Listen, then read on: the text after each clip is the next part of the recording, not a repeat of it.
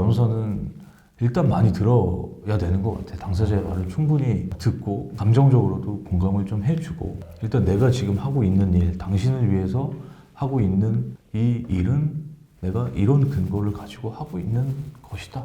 사건을 수임해서 좋은 결과를 내는 것도 중요하지만 결과가 나오기까지 과정에서도 내가 사건을 수임했을 때 그들에게 보여줬던 어떤 신뢰를 유지하는 것도 굉장히 중요하다고 생각해요. 일을 하다 보면 내가 이렇게 썩 내키지는 않지만 맡아야 되는 사건들도 있잖아요. 그때는 어떤 생각을 좀 하세요? 그러니까 내가 예를 들어서 이건 의뢰인분의 어떤 이익을 좀 당연히 변호사로서 최대한 이렇게 좀 보장을 해야 되겠지만 한편으로는 이게 좀 마음은 또 상대방 분에 대해서 마음이 아프다. 이것도 아마 그런 사건일 것 같은데 그때도 의뢰인분한테 그래도 최대한 이익이 가끔 이렇게 하시는 거죠. 그럴 수밖에 없지. 그럴 수밖에 없고. 상대방에 대한 어떤 나의 감정과 네. 의뢰인의 이익과는 전혀 별개의 문제이기 별개의 때문에 변호사는 오로지 의뢰인의 이익을 위해서 맞아요. 그래야 내가 되는 뭐 사람이니까. 사건을 하는 게 아니고 그죠? 의뢰인분을 대신해서 하다 보니까 아무래도 내 사건이면 네. 내 사건이면 내가 뭔가 감정적인 어떤 그런 이슈가 있어서 조금 더 양보하고 싶고 내가 결정할 수 있는 문제지만 이건 내가 결정할 수 있는 문제가 아니잖아. 의뢰인이 생각을 해서 결정해야 되는 문제이기 때문에 그 결정을 하기까지 내가 어떤 의견을 줄 때는 오로지 의뢰인의 이익을 위한 방향으로만 의견을 줄 수밖에 없지. 그런 경우들도 있더라고요. 저도 이제 유튜브를 하고 그러니까 상담 같은 걸 많이 봤는데 본인이 의뢰인분께서 자기 나름의 전략을 막 짜서 오세요. 그러면서 뭐 예를 들어서 이렇게 소송하면 이기지 않냐? 이건 어떠냐 해서 형님 뭐 이렇게 받았는데 이게 사실 이게 법적으로 봤을 때는 조금 가능성이 부족하다든지 이런 경우도 많잖아요. 그때는 좀 어떻게 하세요? 설명을 좀 해주시나요? 주로 이제 그런 경우에는 네. 질문 자체 아니면 전략 그분이 짠 전략 자체가 구멍이 있는 경우가 많지. 그죠. 논리적으로 아니면 법리적으로 정치하지 않은 주장을 하는 건데 난 한 번 더 물어봐. 이렇게 하시려는 계획은 왜 그런 계획을 짜신 왜 거냐? 짜셨냐? 이렇게 생각하신 이유는 뭐냐? 네. 라고 물어보면 뭐 이런 일이 있는데 내가 알아보니까 뭐 이런 것도 가능하다고 하더라 네. 하면 그 얘기를 듣고 서로 방향을 한번 모색을 해보는 거지. 그렇게 대화를 하다 보면 이분이 원하는 목적을 달성할 수 있는 유효한 법률적인 조치를 강구할 수도 있고 네. 하기 때문에 나는 일단 질문을 해. 바쁘고 이럴 때는 질문 내용을 딱 보고 이건 안 된다라고 하는 경우도 있겠지만 네. 되도록이면 그런 걸 좀 지향하고 분이 진정으로 원하는 게 뭔가, 이렇게까지 고민하는 이유가 뭔가, 이렇게 고민을 해서 이런 계획을 나한테 제시하기까지 과정이 있었을 거예요. 난 그 과정을 물어봐. 과정을 물어보면 네. 그 사람이 진짜 원하는 거, 원하는 걸 물을 수 있고 내가 알고 있는 뭐 지식과 경험의 그 범위 내에서 그 사람이 그분이 원하는 목적을 달성해 줄 수도 있거든. 결론적으로 안 될 수도 있겠지. 안 될 수도 있고. 안 될 수도 있지만 그런 것들은 일단 질문을 통해서 진정한 건 이유 뭐 이런 거 한번 들어보는 게 먼저인 것 같아요. 보통 이제 사건 치면은 기분 굉장히 안 좋잖아요. 그렇죠. 저만 안 좋은 게 아니고 의뢰인분이 이제 뭐 이게 어떻게 된 거냐 이러면서 점잖게 하려고 해도 이게 목소리가 벌써 격앙돼 있고 이런데 근데 또 어떤 면에서는 내가 굉장히 과정에서 꼼꼼하게 챙겨주고 말도 많이 들어주고 그러면 그 자체로 힐링을 좀 많이 받으시는 경우들도 있는 것 같더라고요. 그런 경우가 많지. 그런 경우가 많고 네. 실제로 그래서 변호사는 일단 많이 들어야 되는 것 같아. 당사자의 말을 충분히 듣고 네. 감정적으로도 공감을 좀 해주고 네. 물론 그 부분은 최소화하는 게 맞다라고 생각해. 그분이 하시는 말씀에 대해서 뭐 이게 재판에서 어떻게 작용할 수 있는지를 내 관점에서 정확하게 설명을 해주고 설득을 시키는 것도 하나의 방법이고. 의뢰인분들하고 그럼 대화하는데 시간을 좀 많이 쓰시겠네요? 대화하는데 시간을 많이 쓰지. 일단 내가 지금 하고 있는 일, 당신을 위해서 하고 있는 이 일은 내가 이런 근거를 가지고 하고 있는 것이다.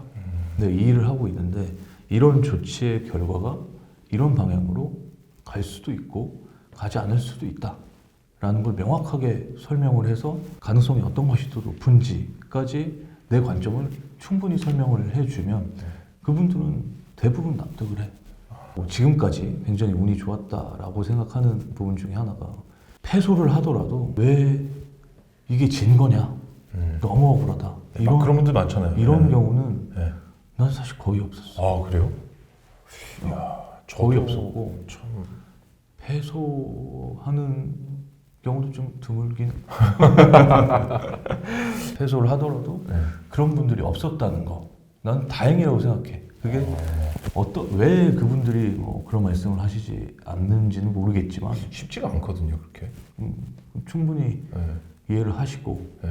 지금 이제 막 얘기를 하다가 생각해 보니까 그런 것들도 적용하지 않았을까. 뭐 1심에서 다른 변호사 일을 하시다가 항소심에서 선임한 경우 이런 경우를 보면 뭐 변호사랑 연락이 되지 않았다. 아 그런 거 많죠. 예. 사무장이랑만 연락이 되고 네. 변호사는 이 사건에 별로 관심이 관심 있는 것 같지도 않고 그런 인상을 받으시는 또 경우들이 있죠. 내가 무슨 말을 하면 그건 안 된다. 그냥 그건 안 된다라고 그냥 바로 치고 뭐 이러면서 의뢰인도 약간 뭐 불신이 생겼을 수도 있고 일단 신뢰가 깨질 수도 있고 내 사건 잘하고 있나 이런 생각 들죠. 변호사는 뭐 사건을 수임해서 좋은 결과를 내는 것도 중요하지만 그 결과가 나오기까지 과정에서도 처음에 나에게 그 사건을 내가 사건을 수임했을 때 그들에게 보여줬던 어떤 신뢰를 이 결과가 나오기까지 유지하는 것도 굉장히 중요하다고 생각해요. 근데 여기 소송이 길면 막 5년씩 하고 막 그렇게 해야 되잖아요. 그런 경우도 있지. 그럼 지치지 않으세요? 그거에 대해서? 좀 지치는 경우도 있고 5년씩 계속되는 사건은 5년 동안 또 계속 빡빡하게 돌아가지 않거든. 기일의 텀이 뭐 길어진다던가 뭐 그러면 내가 이 사건의 내용에 대해서 좀 기억을 잃어버리는 경우가 있지. 맞아요. 기억을 잃어버리는 네, 경우가 맞아요. 있어서 네. 그런 건 좀 조심을 해야 돼. 중간중간 계속 체크를 해줘야 되고 네. 기일 추정이 돼서 뭐 1년씩 막 미뤄진 이런 사건들 다른 사건 하다 보면 사실 좀 까먹거든. 까먹죠. 네. 까먹는데 다행히 나는 크게 뭐 이 의뢰인이 나한테 지금 갑자기 전화를 해서 지금 어떻게 되고 있냐라고 물어봤을 때 그 부분에 대해서 뭐 기억이 안 난다라고 해서 뭐 답변을 제대로 하지 못했었던 적은 없는 것 같아. 다행히 그냥 머릿속에 이렇게 그냥 네. 뭐 포스트잇 하나씩 붙어 있다가 물어보면 이렇게 툭 튀어나오는 느낌? 계속 생각을 하시니까. 그 정도로는 내가 답변을 해줄 수 있고 보다 뭐 다른 질문 내가 지금 당장 답변할 수 없는 질문이면 내가 바로 찾아서 알려드리겠다라고 한 다음에 최대한 빠른 시간 안에 그 부분에 대한 답변을 해드리면 그 부분은 오케이 하는 거야. 왜냐면 뭐 길어지는 사건의 경우에는 당사자도 그 사건에 대한 관심도가 떨어지기 마련이거든. 시간이 지나면서 오히려 좀 긴장 정도도 떨어지겠네요, 아무래도. 보통 그렇지. 이제 네. 사건을 시작하기 전까지가 가장 뭐 조급한 마음, 아니면 뭐 억울한 감정, 분노 이런 게 가장 크고 최대치죠. 네. 최대치고 사건을 시작하고 나서 한 6개월까지는 이런 그 감정 상태가 좀 유지되는데 재판이 사실 6개월 소장 접수를 한다면 한 6개월 지나고 다시 본격적으로 시작이 되거든요. 그때는 조금 의뢰인의 관심도도 좀 낮아지고. 처음에 이게 보통 이제 궁금해하시는 분들이 찾아오시면은 한 2, 3개월 안에 끝났는지 그런 걸 굉장히 많이 물어보시잖아요. 이게 마음이 굉장히 급하다 보니까 그때 충분히 이제 다 설명 이렇게 해주시는군요. 그거는 당연히 충분히 설명을 해드려야 되고 네. 뭐 기간은 최대한 넉넉하게 말씀드리는 게 좋지. 이 사건 1년 정도면 끝날 것 같다라고 말씀드리는 것도 상당히 어렵지. 1년 정도 걸릴 것 같다라고 했는데 1심에 2년, 3년 가는 경우도 있으니까. 만약에 내가 이걸 오늘 상담을 했는데 이분이 좀 승소 가능성이 낮은 것 같아요. 이러면 좀 솔직하게 얘기를 해주시는 편이에요. 내가 지금 그분이 말씀하시는 내용 그리고 가져오신 뭐 자료 그걸 바탕으로 사실관계를 정리를 했는데 여기에서 우리가 뭐 소송을 통해서 원하는 목적을 달성하기 좀 어려울 것 같다 라면 난 승소 가능성은 퍼센테이지로 말씀드리는 편이야. 한 45% 이런 식으로? 숫자로. 왜냐면 뭐 가능성이 높다 낮다 근데 이렇게 말씀드리기 좀 어렵고 내 주관적인 건데 승소 가능성이 낮다라고 하면 정말 낮은 사건이다 그러면 뭐 30, 뭐 20, 이 정도? 아예 뭐 내가 상담한 사건 중에서 100%안 되는 사건은 뭐 거의 없었던 것 같아. 그 정도면 100%안 되는 사건이면 사실 오랜 시간 대화를 나눌 필요가 없을 정도잖아. 좀 명백하게 좀 명백하게 보이는. 뭐 소멸시효가 끝난 게 명백하다든지 뭐 제척기가 넘겼다든지 이런 거 그냥 안 된다라고 해버리면 그만이기 때문에 그런 건 이제 기억에 남진 않고 의뢰인들이 이해하기에는 가능성이 높다 낮다 보다는 구체적인 그 수치, 숫자를 표현해서 설명을 해주는 게 그나마 좀 더 받아들이기 쉬운 것 같아. 말하는 입장에서도 막연함이 좀 줄겠네요. 막연함이 좀 줄어들겠지.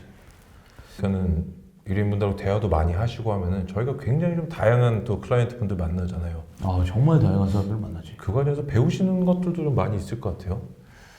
배우는 게 정말 많지. 나는 다른 사람을 보면서 배우는 걸 일단 좋아하는 성향인 것 같긴 해.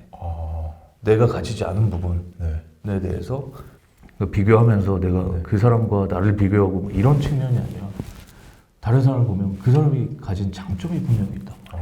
그런 것들을 좀 되게 배우고 싶어 하는 편인데 사건 하다 보면 뭐 성별도 다 다르고 맞아요. 나이도 뭐 20대 초반도 있고 뭐 70대 초반까지 계신 분들도 계시고 직업도 다 다르고 가정 환경은 더더욱 다르고 그 환경 속에 속해 있는 가족과의 뭐 유대관계 이런 것도 정말 천차만별이거든. 그렇죠. 사람마다 사람이 너무 다르기 때문에.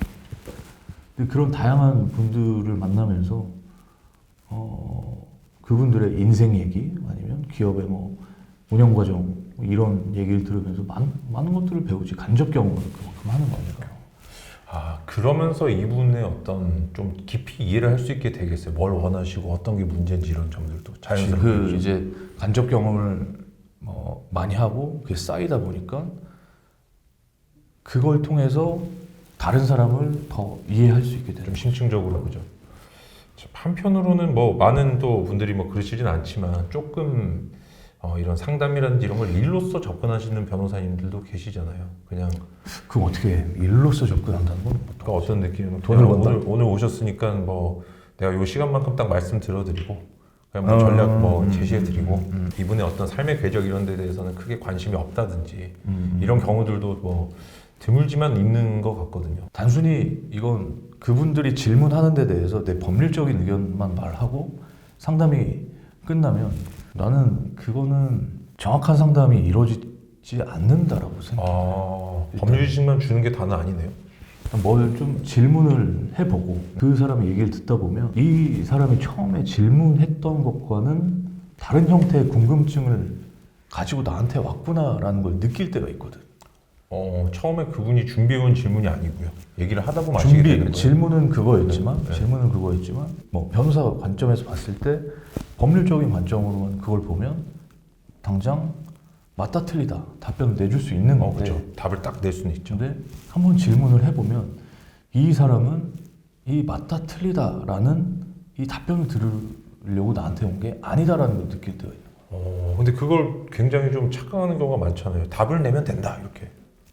뭐 그런 분들도 있겠지 모르겠어. 네. 다른 변호사들이 어떻게 뭐 상담을 하고 일을 하는지 뭐 지켜보지는 않았으니까 그건 모르겠는데 내가 그런 실제 상담을 통해서 그런 경험을 많이 했거든. 이 사람들이 나한테 오셨을 때 원했던 조치, 나를 통해서 뭔가 추구하고자 했던 그런 것들과 돌아가실 때 뭐 계약을 하고 간 내용은 전혀 다른 경우도 많았거든. 그래요? 근데 이렇게 당사자분들이 이렇게 강하게 주장하셔서 난 요거 딱 해달라 이렇게 하는 경우들도 많이 보는데 그게 아니라 대화하다 보면은 뭐 그런 경우도 있지. 명확하게 사건이 특정돼 있는 경우, 명확하게 사건이 특정돼 있고 뭐 소장을 받았다, 뭐 고소를 당했다, 네 지금 수사를 받고 있다. 그런 경우에는 당연히 뭐 그 사건을 그냥 선임해서 그 내용에 대한 결과만 알려주면 되는데 아직 이분들 어떤 문제가 발생을 했어. 법률적으로 문제가 발생했고 이분들은 추상적으로 여기에는 변호사의 도움이 필요할 것 같다 라는 생각 정도만 하고 오신 분들, 자기가 진단을 그냥 하고 오신 경우가 많죠. 이런 경우에는 소송으로 해결할 수도 있고 아니면 뭐 자문을 통해서 아니면 소송과 자문을 병행해서 처리할 수 있는 경우도 있거든. 과연 이분들이 진정으로 원하는 게 뭔지를 알면 내가 이걸 바로 소송을 갈 것인가 아니면 자문을 통해서 이 문제를 해결할 수 있는데 조력을 할 것인가. 그러니까 소송 대리인이 아니라 그냥 이 의뢰인의 대리인으로서 나서서 이분들을 대변하면서 이 문제를 원만하게 해결해 줄 수 있는 거거든. 이분이 원래 어떤 자기가 목적이 있는데 요거는 변호사한테 소송을 맡기면 되라고 생각해서 왔지만 실제로는 내가 얘기를 들어보니까 요거는 요게 더 적합한 것 같으면 그거를 또 해주는 그치. 경우가 그렇게 있다는 할 거죠. 수 있지. 네. 그거는 충분한 대화를 통해서 이분들한테도 납득을 시켜야 돼. 왜냐면 소송을 하면 이거 기본적으로 1년 가고 2년 가고 3년 가고 할 수 있는데 꼭 그렇게 해결하지 않아도 되는 문제도 있잖아. 맞아요. 예. 법률 문제 중에. 네.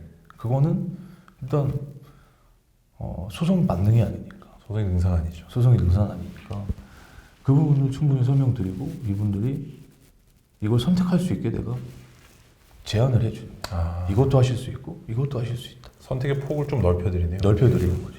그러면 이분들이 처음에 날 찾아왔었을 때 생각했던 것과는 다른 어떤 선택지도 갖고 돌아가실 수도 있고 그렇지만 불만은 없고 뭐 불만은 없고 그냥 본인이 원래 이제 생각했던 거 이렇게 하면 되겠다는 생각이 드시니까 그렇게 해결할 수 그렇게 되겠네요. 있겠구나. 네. 근데 그런 경우는 업무 경험도 많이 필요한 것 같고 그렇죠. 상상력도 많이 필요한 것 같고